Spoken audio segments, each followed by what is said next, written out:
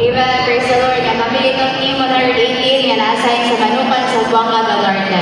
Together with John Rivera and Mesa Galaon. Then sa mga baptisan mga igsoon, wala din migo sa baptisan. But praise the Lord, yatagan migupat kakalag na it is living souls mga igsoon.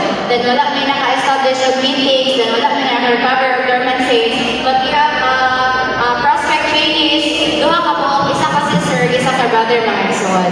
Then small testimony lang about sa pag-gospel mga igsoon. So when it comes sa baptismo mga igsoon, may sila nga mag-una-una na sila. Dami kay Ignan, na sige pag-una-una mo ako sa pagbalik sa Ginoo, hindi bitaw kami ang manglangoy sa kalayo. At banday ko ng Ginoo mga igsoon, na napunga na yun akong paugalingon, huwag nagpadayan yun ako ang Kristo mga igsoon. Then sa abang meetings at mga igsoon, nalimitahan ang among pagbuhat kay tungod wala yung proper na transportation, hindi ka ba lunar ka mong brother mga igsoon.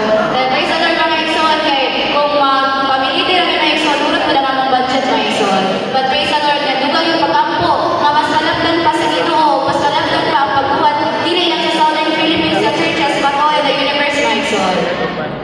Salamat mga igsoon, nasa mo ni pag-gospel mga igsoon, bisag dagang mga pagsulay, pero dili kita ay maluya mga igsoon. Kaya kani mga pagsulay mga igsoon, normal na din sa tuwang Kristiyano kinabuhi.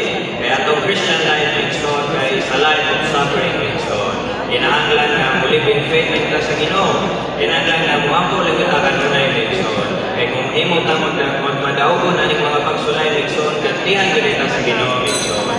Pasalamat po mga igsoon sa mga igsoon na nakatiman na mo dito sa Church in Manukan kay San Todo na nagkalisod ng ilang kahintang pero wala na sila nagkulang rin ako mga igsoon.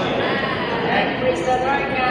Sa mo kasi natin sa Church in Manukan mga igsoon, kung par sa